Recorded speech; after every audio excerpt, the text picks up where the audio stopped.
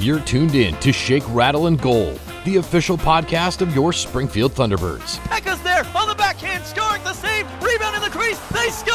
Hosted by Matt Baker and Steve Forney. A show that's everything Springfield hockey, with interviews including players, coaches, and staff. The Springfield Indians repeat as the Calder Cup champions. Listen to this podcast on all major streaming platforms and wherever you download podcasts. In his first year at the helm, Kevin McDonald and Drew Bannister have the Teamers in the Calder Cup Finals. Watch the podcast on the official Shake, Rattle, and Goal YouTube page at SRG Podcast. And now, here are your hosts, Matt Baker and Steve Forney. In this episode number 15 of Season 2 of the Shake, Rattle, and Goal podcast, proudly brought to you by our friends at White Lion Brewing in downtown Springfield and in Amherst, by our friends at Brewcade on Walnut Street in Agawam, and by our friends at Landscaping That Fits, 413-847-0338. Alongside Matt Baker, I am Steve Forney. Matt, how are you, my friend? Long time no see. Yeah, doing well. We're busy, but here we are. Great weekend of T-Birds hockey to break down, and looking forward to a few things coming in the future. So ready to get at it. How about you guys? How you doing? You guys staying healthy and everything? No, we're not. No. I don't think I'm going to school tomorrow. Let me just put it that way. Oh boy. But hey, it's the time of the year. Yeah. So, but the good news is, I mentioned last week how, like, in a sick and twisted way, this is what makes the AHL so fun. Yep. And this was like night and day, these last two games compared to what we witnessed last week. I don't know. I mean, just off the top, it's like I keep saying it's a numbers game with the rosters. It's amazing what happens when Dvorsky comes back, and now you're able to stack your lines better. It's like the end of the Hartford game the first game. The Providence Bruins. Yeah, Matt Luff gets a 10-minute misconduct at the end of the game. And now Koskamaki's up a line. Yep. Somebody else has to move up. Now you got to shuffle the whole thing, right? So it's just amazing to see when they can get those top three lines the way they want them, what the team looks like from an offensive perspective. And it was great to see all weekend. Mm-hmm. Yeah, it was fun. I mean, we're going to break down some of the nuances, at least, that we noticed.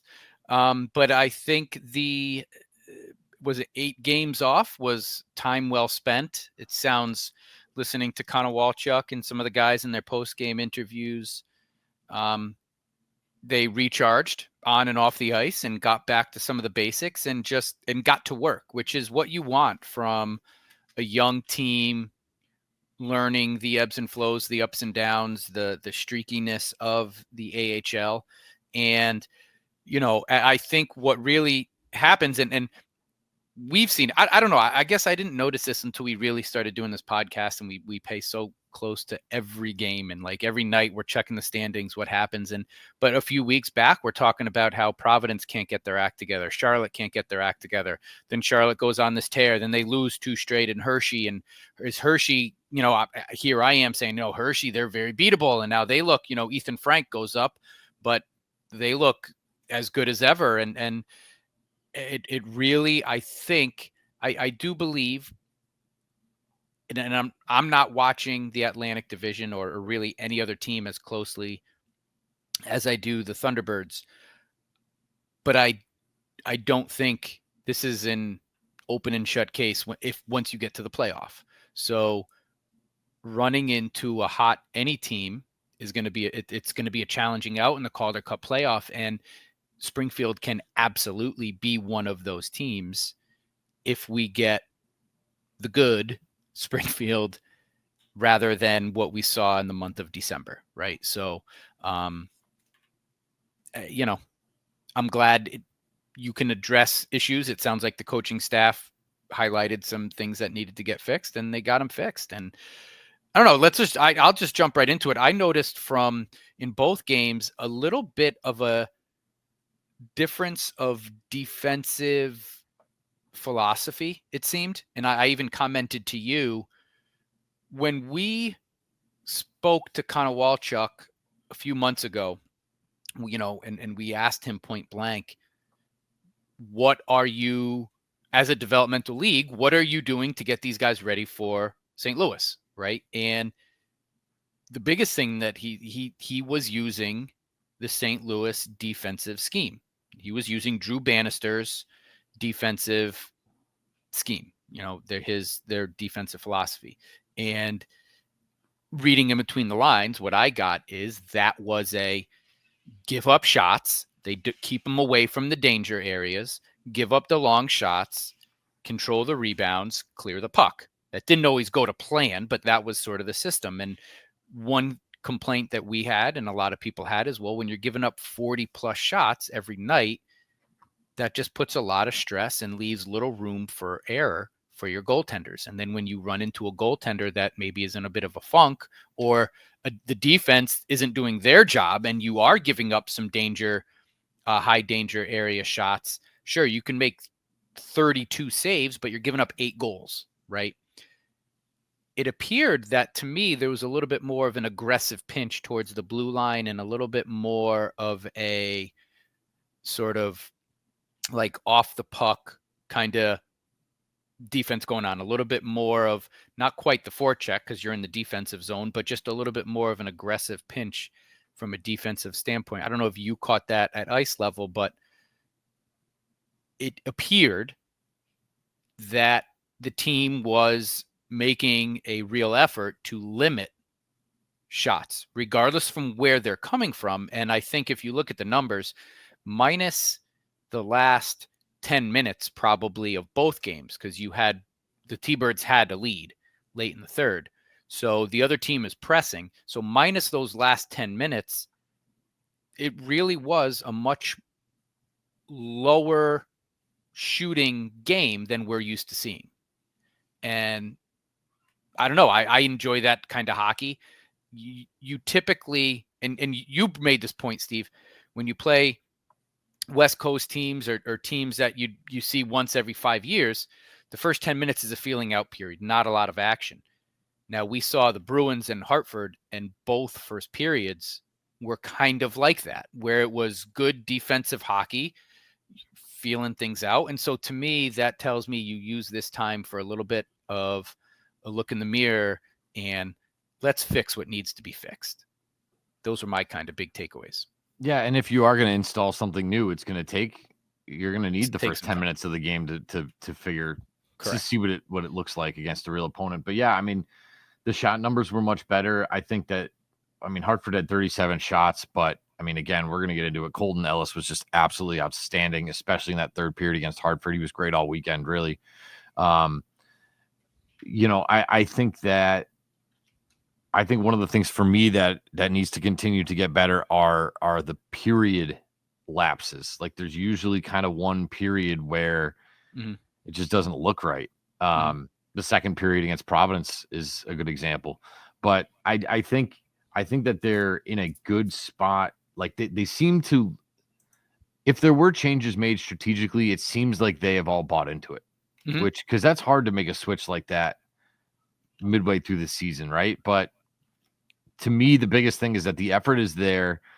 The locker room seems intact. Last year when Bannister got called up, it looked like the locker room was just a hot mess. It looks like they're intact. It looks like they believe in what they're doing. They believe in the coaches and what the coaches are putting in place for them.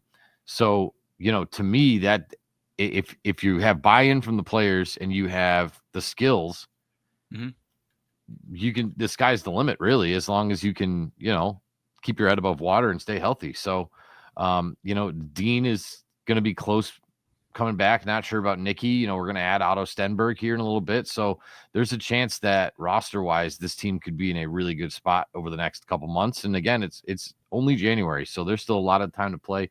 They've played less games than pretty much everybody in their division, although it is going to stack up here over the next little bit for them. But yeah, they seem to be in a good spot if they keep doing what they were doing this past weekend. And, I'm kind of glad that they got the game against Hartford. I was kind of wishing they were playing Providence again, because those two teams, it was a fun game to watch for sure, but it was physical. They were not thinking very too kindly of each other in that one. Matthew Patra with perhaps the dumbest penalty I've maybe ever seen.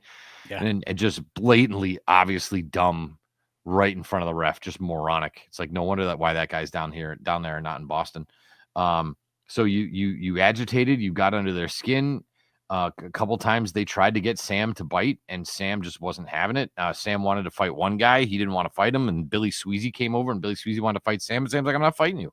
Yeah, which is great. 2 months ago he would have just said screw it and dropped the gloves with anybody, but no, he played smart. And so I just think that top to bottom, I think this team is trying its best to maximize its potential. And I think that's kind of all you can really ask for from the players and coaches' perspective. Yeah, I agree. Yeah, these were two fun division games, and you're right. I mean, we highlighted this last week. These next 9 games are all Atlantic Division, and big movement can be had in the standings if we play like this. And it's not going to be easy. It shouldn't be easy. I don't think this team is going to run away in many games.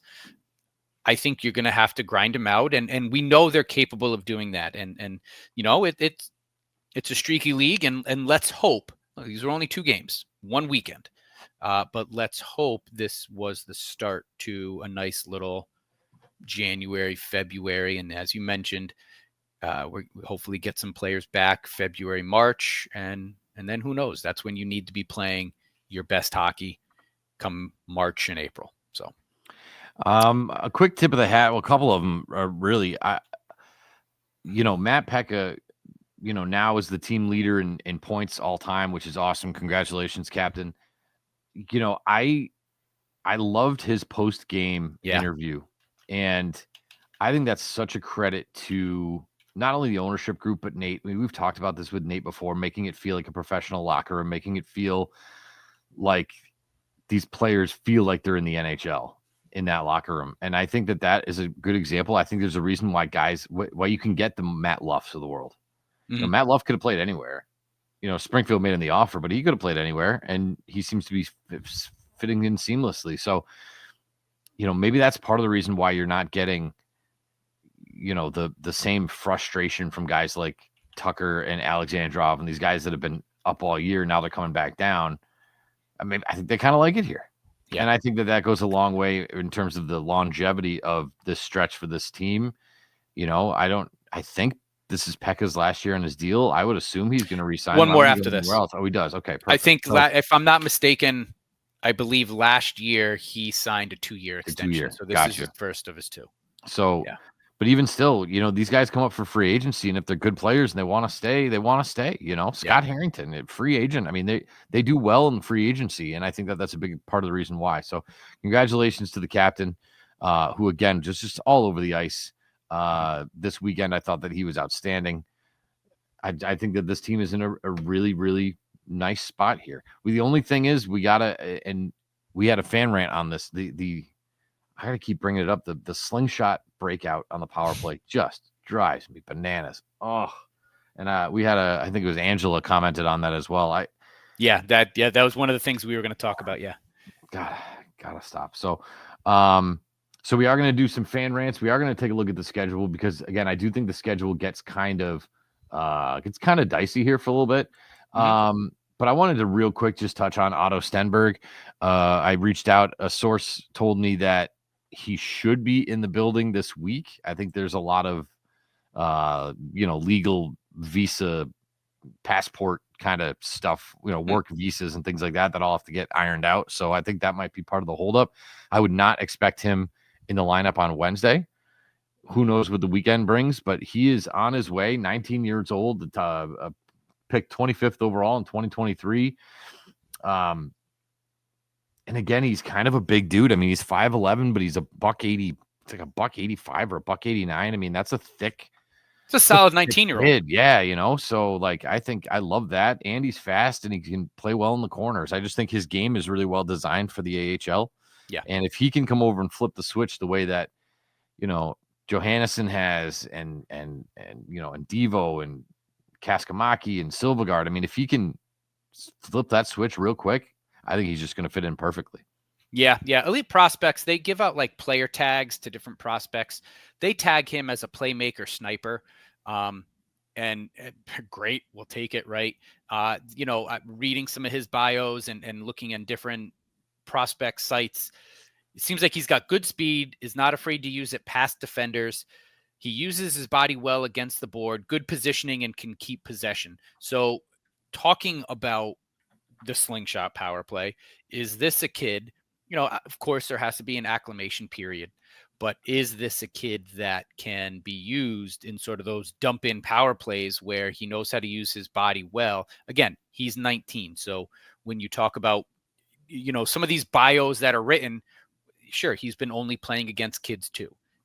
Playing against now adults, 30-year-olds who've been in the league for however many games could be a whole nother story. So he's not savior, give us the cup now kind of thing. But what I'm seeing is another very capable, very skilled, talented body. You can now throw on your bottom two lines, play a bottom six type of, but could you use him in special teams? I think absolutely. At juniors, he 7 games, 8 points, 3 goals, 5 assists. For his team in Sweden, for the Swedish Hockey League, 25 games, only 6 points, 3 goals, 3 assists. So, you up the skill level, the talent level playing at juniors, you ramp up sort of the meaning behind the play, a little bit more emotion involved. He's more involved in the game. For me, something that sticks out, he's only with Sweden in 25 games. He's got 4 penalty minutes. So you're talking about a kid who plays smart, who's in position, and makes the right hockey plays. So all of these things tell me he's probably he'll slide right in. And if he's, even a 4th line rotational guy for a few games, I think that's realistically where we'll see him. Does he slot in, and can he give a Sam Bitten a bit of a break? On some nights, can he give a Robertson or even a Dylan Peterson a break? I think Ryan alluded to this in the broadcast last night. Dylan Peterson is one of 3 T-Birds who have played in every single game so far. So is Stenberg a guy that can just come in and be in part of the rotation? Absolutely, I think so. And then as he gets his feet wet, so to speak, right, as he gets acclimated here in North America, I think the sky could be the limit for this kid. Yeah, and I also want to credit St. Louis here, because they could have easily just kept him in Sweden. It's not like their season's over. I mean, he's on the Malmo Redhawks. They got a game coming up in 2 days. So I think maybe that's part of the reason. I'm just looking at his stats and thinking to myself, well, maybe he's just not, if he's going to be a 3rd, 4th liner in Sweden, you might as well be a 3rd, 4th liner in the AHL, right? Like, and get your feet wet in the system. So, so we will kind of see how that all shakes out. The one guy I don't think you mentioned, but for me would be Laferriere. I think it's time to maybe make him earn the playing time a little bit. But it's kind of funny looking at the roster for the Malmo Redhawks. A lot of familiar names on there, including Merrick Langemer, former goaltender for the Thunderbirds. Actually, those were the Falcon days, but it's amazing. Henrik Haapala, I remember that guy too. So, he's playing with guys over there that also have experience in this league, which I think is good for him as well. Linus Oberg, like guys that we've seen come in and out of Springfield in the AHL. So I think I do think he's getting a little bit of that over there. But no, if you're at St. Louis, you'd rather him playing. You'd rather him playing with Devo and McEachern and Pekka and Luff and then Pontus Oberg, right? So right. Yep. I think it's a good move, and we'll see how that all shakes out. I would assume he can play special teams on both sides of it. So I don't know. We'll see how it shakes out with Otto Stenberg. Yeah, and the other big prospect, Jimmy Snuggerud, we've talked about him a few times. He's not coming up in a week, but again, 20-year-old Blues 1st round pick in 2022, number 23 pick overall, character and the type of person he is. In 24 collegiate games this year, 30 points, 12 goals, 18 assists. And what kind of hit my news feed, I think last week, I guess Snuggerud had a visit up to St. Louis and met with Armstrong and Monty. And the headline was that Army kind of, in an interview kind of said, well, our dream scenario is seeing as though the Frozen Four is in St. Louis this year, is that he comes up, he plays in the Frozen Four, and then there's no reason to leave St. Louis after that. Yeah. So, that is GM speak. So who knows? The bug is in his ear. Does that mean Snuggerud is available to the Thunderbirds? I don't know if, again, from a contractual stance, right? Does he need to, do you sign him to the Thunderbirds first so that you can bring him up and he wouldn't have to clear waivers, or do you just sign him to St. Louis? Does that mean you have to keep him there? I don't know, but he is a St. Louis Blues prospect, so he could be a kid that we see here in Springfield towards the end of the year too. Just something to keep our eyes on and keep looking up to the skies for some wishful thinking there. Yeah, most of the time with these collegiate guys, it feels to me like they tend to stick them in the minors so that they don't burn the first year that entry level deal. Right. So, and we've seen it a lot with teams like the Bruins who've done that routinely. I think really Charlie McAvoy was the only one that they were like, all right, we got to get this kid up here. But all the other ones, your Frank Vetranos and your Ryan Donatos, those guys were pretty much put in Providence to stay there. And it seemed to work out pretty well for him. Couple of other attaboys to give out. Congratulations to Dalibor Dvorsky for being voted to the All-Star team. That's pretty awesome for him. And thank the good Lord, our prayers have been answered. Hugh McGing finally scores a goal. I don't care that it was empty net. I don't care. He got it. He got it. Yeah. And I think that now that he got one, watch out, because I feel like he's the kind of guy who, once that monkey's off his back, he could put in 10 in the next 6 games. He's got that kind of skill and talent. So now that he's cleared the mental hurdle, I'm really interested to see how Hugh McGing plays over the next, again, 4 games in 6 days. So right, I want to see how it shakes out with him. Well, one thing, and to Coach Konowalchuk's credit, he's always said, he's always supported McGing and had nothing but positive talk about McGing, but he's always said, you can't just judge a hockey player on the goals. He's still getting assists. He's still making plays. He's still hustling. He's still playing in the corners. He's still doing everything he needs to be doing. So sure, the goals will come. And I agree with you where I think, look out. I mean, look at this weekend. I believe he had, along with the empty netter, I think he hit 2 posts.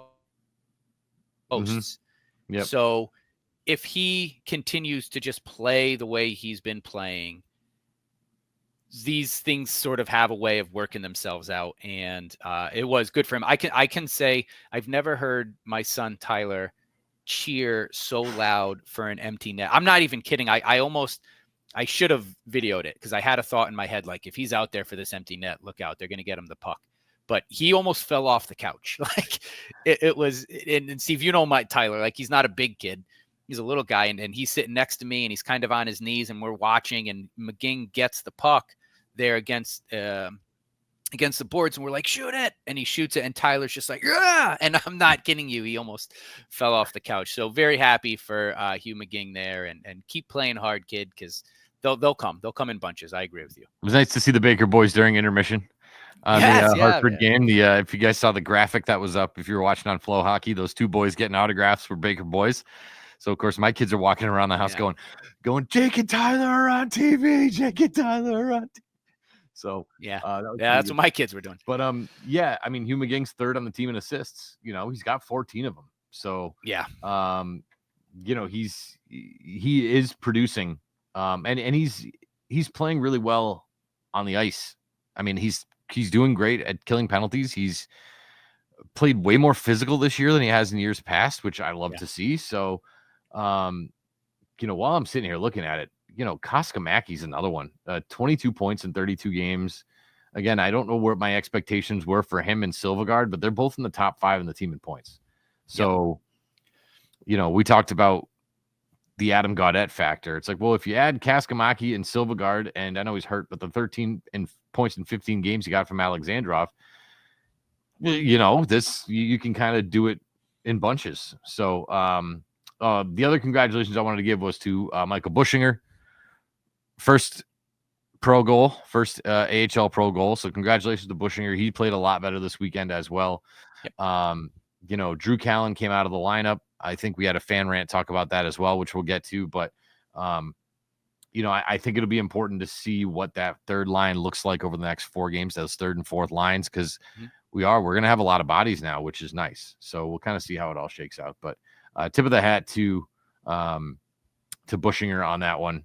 And it was a sweet goal again. And this is the kind of thing we're talking about. It's like they get on the power play and they pass and they pass and they pass, and then it gets out, and then they bring it in, and then it gets out, and then the power play ends. The guy comes out of the box, and Bushinger, with just the most effort kind of way, just flings it towards the net. And what do you know? Right? So a little wrister from the blue line with eyes. Like, sometimes it's that easy. So yeah, wasn't a power play goal, but it was in that vulnerable minute right after, and it was great to see. So good for him. Yeah. Yep. And look, put the puck on net. Nothing, I shouldn't say nothing, but most of the time, nothing happens or good happens. Put the puck on net. Real quick, do you want to get into the goaltending a little bit? Yeah, we could do that, because here. Yeah, that kind of came up a lot in our fan rants, and we'll get into the fan rants in a minute. But goaltending this week, I was a bit surprised to see Ellis play both. But look, Ellis is it's not just the hot hand. I don't think it would be right now, just speaking specifically about Ellis. It's not fair to just say, well, he's playing hot right now. I mean, he's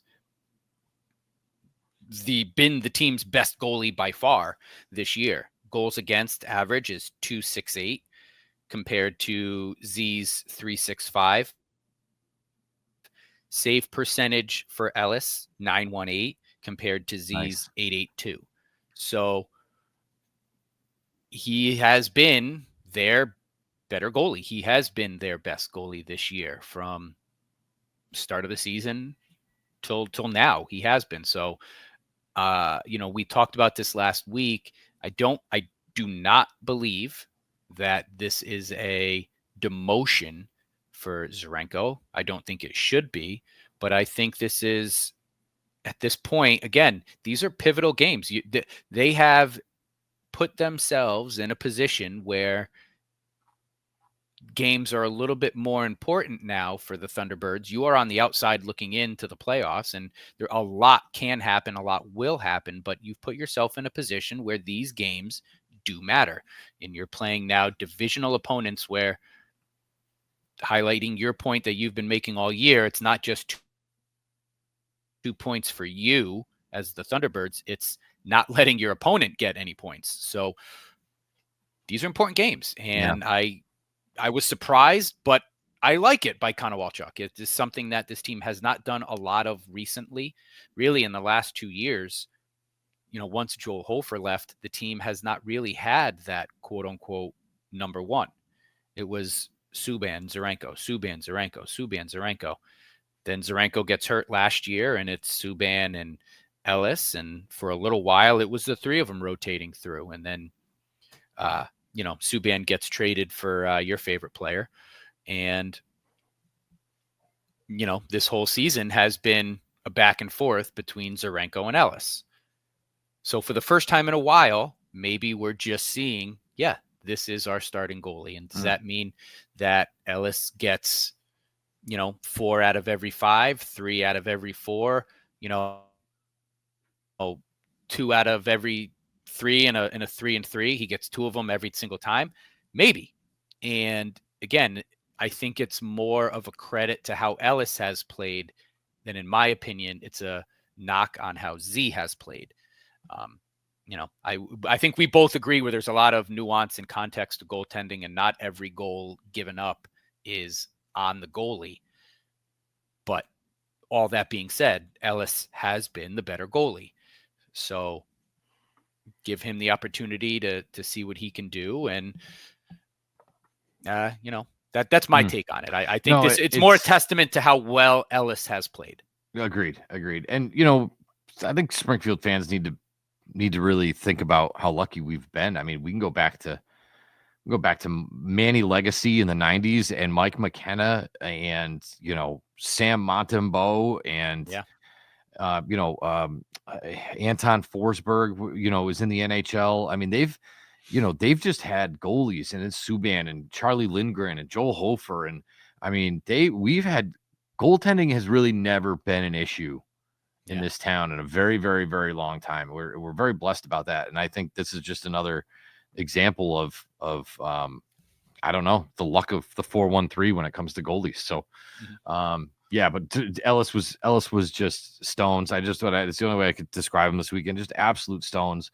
That last sequence at the end of the Hartford game was bananas, and he was the best player on the ice in the last 10 minutes of that game. There's not even a question about it. So, you got to kind of ride the hot hand. And, if it goes 3-1 in terms of starts this weekend, I wouldn't be surprised, and I wouldn't really be disappointed. And, maybe you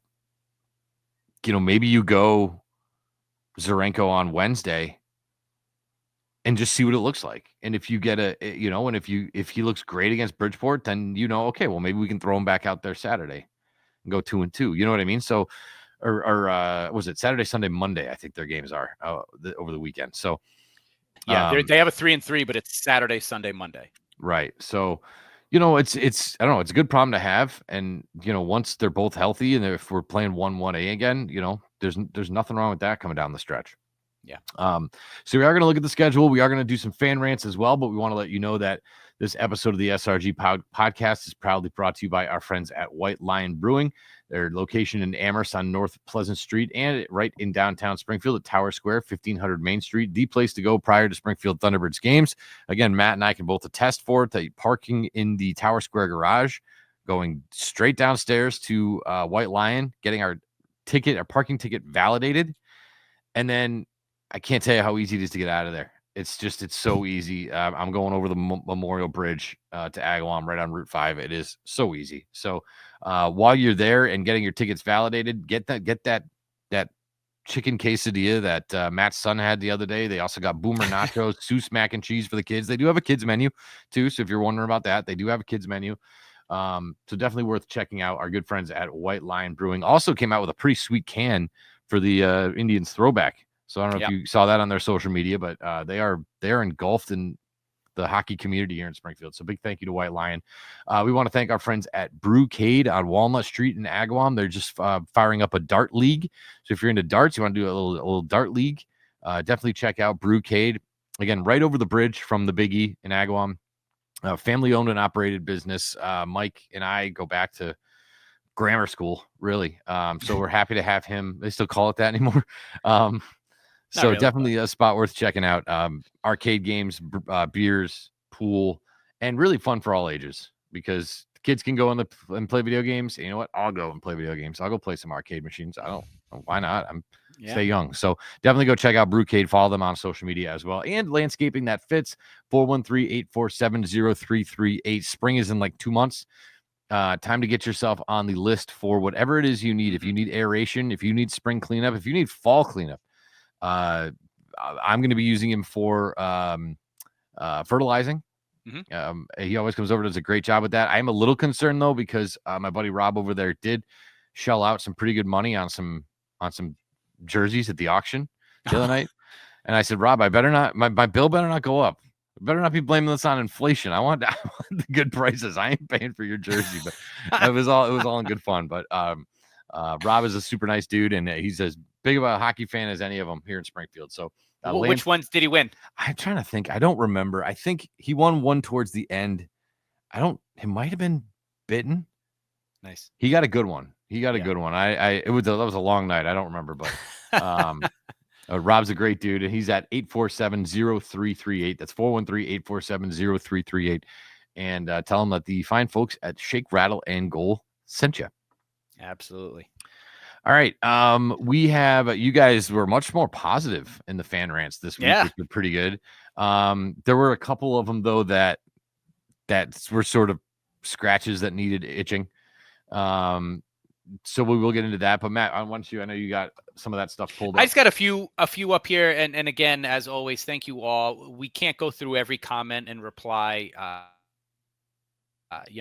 This will be a 2-hour podcast, and I got to go have dinner. But I do want to highlight a few, and we have some new names here, so I want to make sure we mention some of the new names. Ryan Sean, his comment: run Ellis until he loses. Should call up Cranley to give him a couple more games. I don't know how I feel about that. And again, it's not so much until he loses, win-loss thing. I think you still have to. You don't want to run the kid into the ground. We're playing good hockey in January. You want to be playing good, healthy hockey April, May, June. So you don't want to run them to the ground. If this team, we know they're capable of going on a 10-game point streak. We've already done it. So I don't necessarily want to just, run him until he loses. But I do think, should he get the Lions share should he get the T-Birds share of the starts? Yes. As far as Cranley goes, it's hard to say. I don't think he's at the moment a better goaltender than Z. So I'm good with him sitting in the ECHL, just like Ellis did. Let's not forget Ellis. Follow the recipe. Ellis was in the ECHL for almost half a year last year, and he was dominating. And again, I'm not that familiar with how Will Cranley's doing in the ECHL, but I'm not reading about him setting the league on fire. See if you want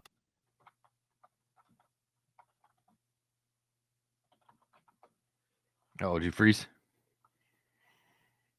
Matt's frozen, but that's okay. We're gonna look it up. We're gonna look up Will Cranley here in just a minute. Sorry, Matt, you froze there for a little bit. Oh, sorry. By the way, my guy Carson Geiswitz down there in Florida, 29 points in 34 games. If you're calling up anybody, it should be him. But Cranley, only 10 games played, 4 wins, 259 goals against, 906 save. This kid Cam Johnson, who again I don't know much of, but he's played 22 games. He's won 19 of them. He's got a 158 goals against and a 938 save percentage. So those are some pretty good numbers too. So no, I tend to agree with you on that one. I think you use the Colton Ellis method for Will Cranley, which is keep him in Florida, let him start, let him play, let him get his feet wet, and sort of go from there. And then no, I wouldn't even do that to Zarenko. I think his confidence needs to be boosted, not lowered. So you don't replace him with an ECHL guy. I probably wouldn't do that. Daniel Flynn says, by next season, I strongly believe Dvorsky will play for St. Louis, and that'll be a contender for the Calder Trophy. He's got a really good shot. I don't see why not. I think things are going to get crowded up in St. Louis real quick. I mean, they have rostered guys, but then you also have you got Dvorsky, Neighbors, Bolduc. What are you doing with Zach Dean? And then you still got your Nathan Walkers and those kind of guys too. So like, I think it's going to be kind of crowded up there. I'm not really sure. I'm curious to see what St. Louis looks like come this April. And when's the trade deadline of the NHL? I think it's probably late February, early March or something like that. So I'm curious to see what that roster looks like. But yes, I think that if he's up there and he's getting meaningful minutes and he's not just playing 8 minutes a night on the fourth line, I think the sky's the limit for him. Kid's fun as hell to watch. He's great to watch. And this isn't a knock on Dvorsky, but I do think I tend to agree with you, Dan, that he'll be up in St. Louis next year, where he might. I don't know if he'll reach his ceiling, though, next year, because like you said, it's a crowded St. Louis roster right now. So where do you put him for him to make that sort of huge impact? I don't know if he's playing top 6 minutes right away. Because where are you putting? Holloway has made an impact. Monty loves Holloway. He keeps talking about him. And there are scrappy guys, Toropchenko, Walker. What are you doing with them? So does he end up in St. Louis next year? I believe so. How much of an impact or how much time he's playing? Not sure. Interesting. Yeah, so we'll see. We had somebody wanted to say something nice about me. Christina says my suit was fire on throwback night. That's a jacket. That jacket was my grandfather's, and that hat is the hat my dad used to wear to Saratoga to go to the racetracks. So we put them together, and I did my best Coliseum Charlie as best I could. I just didn't have any beer cups stacked up. I certainly would have if I could have. She says they play that level every night. They'd be unstoppable. Second period lagged. Yeah, second period on Saturday was not their best period. That's sort of what I said at the beginning of the show, that there's just these periods where they kind of get lulled a little bit. So I do think that happened. Unstoppable is something, but it's nice to see what it looks like when the talent is rolling, everybody's engaged, everybody's ready to go. Because I think that this team is extremely talented, and if the playoffs started tomorrow, I can't imagine anybody wants them in the first round. Right. You're going to be that team. They're tough that out. Wants to play a real tough out. So, yeah, I think when it's all put together and it's all going well, the sky really is the limit for this team. Yeah. She also wants to say, thirdly, although Ellis has the hot hand, undefeated against Hartford, she was a bit surprised to see him in goal on Sunday in Hartford. Hopefully Z gets the start Wednesday. Not playing him certainly won't help his confidence, and excited to see what Stenberg will inspire among the team. So Christina, great comment. I agree with all of it, especially that Steve looking fire in his suit. Give the people what they want. That's it. I do. I hope Z, I wouldn't be surprised. We're going to highlight this in a little bit. Sort of the stretch they got coming in is a tough one, and Z will get his starts, and I'm confident he'll be ready to play. He'll be ready to play. And if we are seeing a shift in defensive philosophy, how much could that help? Where he's not having to make 40 saves and 5 sprawling saves a night. If he's just, defenders are keeping things at bay and he's only having to make 20 saves, does that sort of help a little bit there? So yeah, and that's kind of what Marcia talked about in the fan rant. Yes. The defense seems to be much more together, which showed Saturday, and way more fun to watch. I agree. They looked tighter. They looked more together. They looked like they knew where their teammates were on the ice. Connecting passes tape to tape has been an issue this season. The blind backhanded pass to nobody are the ones that drive me nuts. I didn't see a lot of turnovers, just kind of bad turnovers. Guys seemed, even when they're in the offensive zone, they'd flip it up to the point. Somebody was always there ready to keep the puck in the zone. I thought they did a great job of getting second chances in the offensive zone because they were doing their job on the blue line defensively. So I agree with that, Marcia, very much. And I think there was another sort of related comment. Somebody said something about the defense needs to realize they're defensemen and not forwards, and they keep getting caught up ice too much.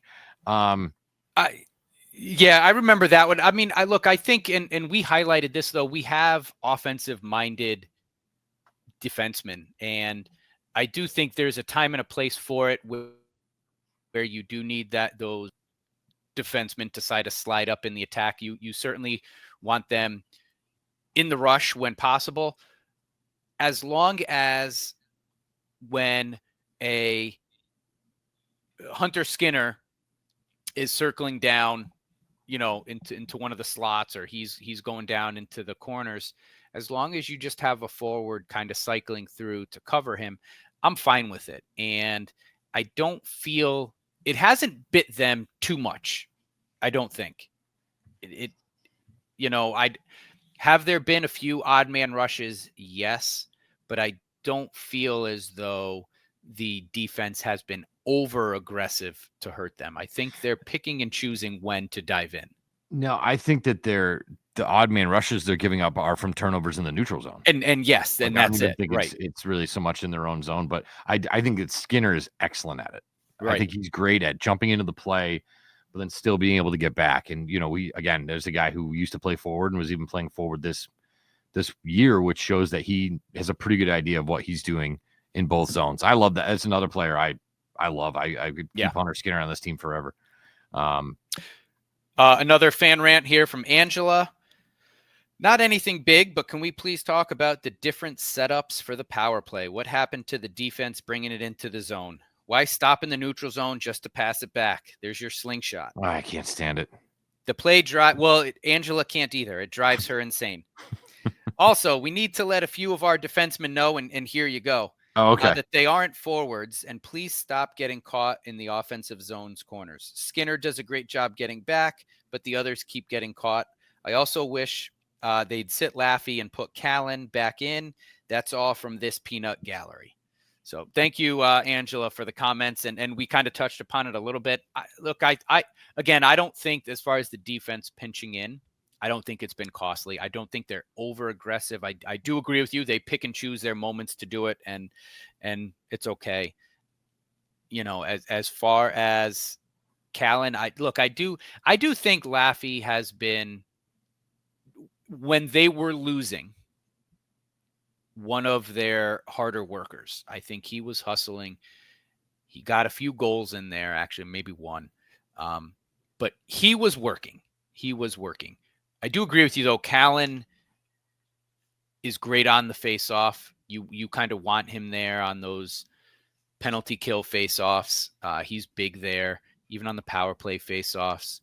He's been playing well. I was surprised to see Callan sit both of these games. But, maybe with Stenberg and you have that forward, you mentioned it at the top of the show. Does that put Laffey in a rotation with Stenberg? I can see that. Yeah, I was actually kind of shocked to see, of the guys that are dressed and not hurt or in St. Louis, Laffey's number one on the team in plus minus. I know it's a flawed stat, but he is number one in plus minus. He's also 16th though in shots. Mm-hmm. And it's like, dude, you got to shoot, man. Like you gotta fight. I mean, there's a reason why Matt Luff has all these points. He's got 80 shots in 26 games. Like that's insane. Like that's an insane number. 80 shots. So like, shoot the puck, man. But yeah, I'm to the point now where I think I'm ready to let him earn the playing time. I think that there's a couple of them that, I think Tanner Dickinson is starting to play better. I think that Sam is playing smarter, which is what you're looking for. And so I think maybe Laffey, if all's healthy and guys come back, Laffey's the guy that I'm making earn the playing time a little bit more. So sure. But it's a good rant. Is that it? You got any more? I think that was it. Not so much a fan rant, but we do have a fan who wanted me to share some information, T-Birds related. Trini King, good friend of the show, big fan, super fan of the T-Birds, wants to let everybody know that on January 20th, which is also the team's post-game public autograph signing, January 20th, her sled hockey team will be playing at noon. They'll be going, this is their Cammer Cup. I believe I remember talking about that a bit last year. So their Cammer Cup, this is the 15th annual. If anyone is interested, you can contact her ticket rep, Matt McRobbie.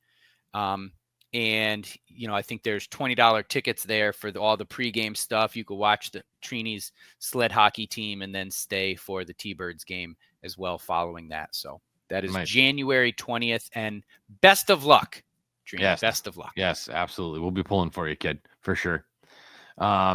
So, yes, you mentioned that game coming up. We've been talking about it a lot off the top. 4 games in 6 days here for the Thunderbirds. The good thing for me, and I think we're going to really see what this looks like, is that you do have 3 of these 4 games are against Bridgeport. Yep. So there's no doubt that the standings are what they are, and Bridgeport's down there for a reason. I'm still not convinced that the Thunderbirds are over the Bridgeport hump necessarily. I mean, they beat them a couple. I think the series is tied so far. Maybe the Thunderbirds have one more win over Bridgeport than they do us, something like that, but it's close. It's like 3-2, I think. Yeah, so this is a good opportunity here. 3 games against Bridgeport, you got to pick up 6 points. And these are games I'm not as concerned about. Like, me, I'm worried about winning in regulation against division teams. This one, I don't care. Drag them to overtime, drag them to a shootout, whatever you got to do. Just make sure you're getting those 2 points against Bridgeport. So again, and 3 of the 4 of them are on the road, right? Yeah. So, which that's what scares me. The T-Birds seem to be a team that plays to competition and plays to energy levels. They talked about it, how much a sellout and the Thunderdome, what it does to them, what it means to them. I am a bit worried about Wednesday night in Bridgeport. You're going to be playing in front of 100 fans, and I'm not trying to kick them when they're down, but that's a tough game to get up for, and I hope the Thunderbirds can get up for it. Saturday, it's a little bit, at Bridgeport, a little bit more filled out, but those are tough games to get up for, and those are the ones that I feel the Thunderbirds get trapped in. So I'm a little worried, but hopefully they can just let their play dominate early. You get up on them early, and then you just put your foot on their neck and you don't let up. That's the thing that I feel like they've struggled with is, all right, we got this, and they coast, and then for all Bridgeport is, they're not going to lay down. Right. They come out and they compete as they should. They just shut out Lehigh Valley the other night. Mm-hmm. They're going to compete. So don't take them lightly. It doesn't matter how many fans you're playing in front of. Just get out there and get the dub and come back home, 3 games, you're probably going to see that goalie Tikkanen at some point, the 6'8" kid that they struggle with. So again, we talked about it last week. Find some way to beat the tall guys. Yep. And I think one of the nice things is that in the middle of this road trip, I got to assume Wednesday night they're coming back to Springfield to sleep in their own beds, which is good. It's not like one of those road trips where you're stuck out in Pennsylvania or upstate New York or something like that. I assume that they're going to come home, have a couple days, sleep in their own beds, practice on their own home ice, then go back out to Bridgeport. So that's good to see. The game Sunday against Providence, I am very much looking forward to, again, for reasons I brought up earlier. I just think that these teams are, they don't like each other. And I think that neither one of them is a team that's willing to back down from anyone. And so I think when you put 2 teams like that into a powder keg, like that's kind of what happened. So I assume we're going to get a little bit of that in that game on Sunday. And then you mentioned it, Monday, the Martin Luther King Jr. Day game, 3:05. Again, Sunday's 3:05 as well. That's in Providence. Monday's 3:05 at the Mass Mutual Center with the player autograph session after. I'm going to ask you a question. Is it, you've been to these before? Yes. Mm-hmm. Is it like chaos? Like, is it worth it? It's not too bad. So post game, you'll wait in a line at by the box office. You're usually, you got to give the players about an hour to shower and get dressed, and then they all come out to the gallery room. The past 2 years, they've done it where you got 2 to 3 players at each table, and you just kind of wait in that player line and move on to the next. Interesting. It's hard to get to every player in the hour. It'll be hard. But if you pick and choose and you strategize right, you'll get a good amount. You'll get to see them. It's quick though. You don't have a minute to chat with them. You're not taking a whole lot of pictures with them. It's quick. It's the boys. I let the boys get their autographs. I take pictures of the boys with the players from behind, and then you're kind of moving on. So interesting. And then did we forgive me if we discussed the Basketball Hall of Fame event? How was that? That was great. We didn't talk about it. That was a lot of fun. That was good. That was a season ticket holder event at the Basketball Hall of Fame. Half the team came out for 1 hour, the other half came out for another hour. But it's just they're all great. They all want to chat. They all want to talk to the boys. They're interested in what the boys are doing.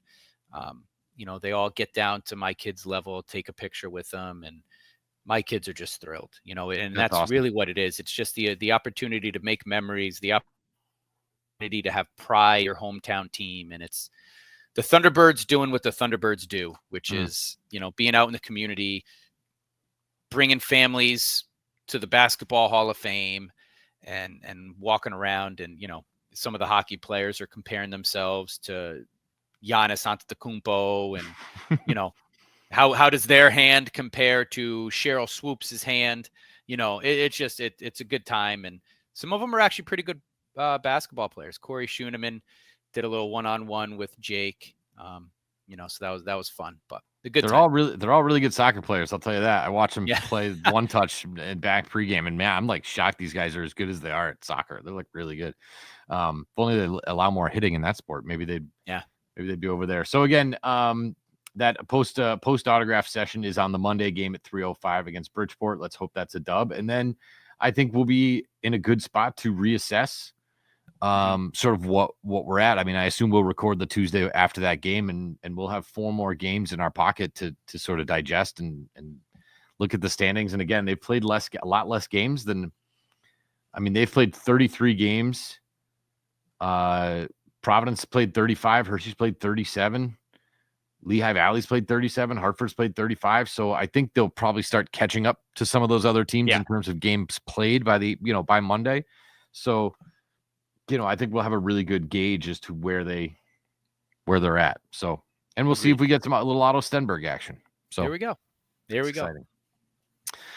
So again, thank you everybody for all your fan rants. Thank you so much for listening, tuning in, liking, communicating with us, saying hi to us at the Thunderdome. We're always happy to see you guys. We want to give a big thank you to White Lion Brewing. Big thank you to our friends at Brewcade on Walnut Street in Agawam, and a big thank you as well to Landscaping That Fits. Again, 8470338 is Rob at Landscaping That Fits.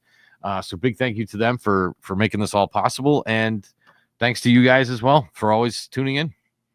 That's it. Thank you for listening. Thanks for the clicks, the likes, the subscribes. And as always, let's go T-Birds.